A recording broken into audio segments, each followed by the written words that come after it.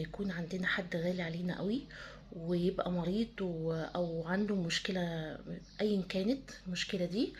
اوكي، مفيش مانع ان احنا نوصل لهم في الاول احنا حاسين بيكوا قوي ومتأثرين وزعلانين قوي، بس يعني الشعور ده او المشاعر دي المفروض ما تكملش، ما تطولش كتير.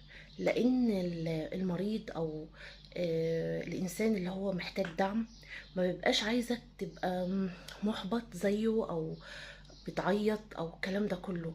هو عايز ان انت تقومه وان انت يكون عندك صلابة نفسية اقوى منه علشان الطاقة دي بتوصل له، فبالتالي صلابته النفسية بتبقى قوية. يعني انت لما بيكون عندك مشاعر ايجابية وبتقويه ويلا وان شاء الله هتبقى كويس وده والمرض ده بيجي عشان تطهير ذنوبنا وان شاء الله هتبقى كويس.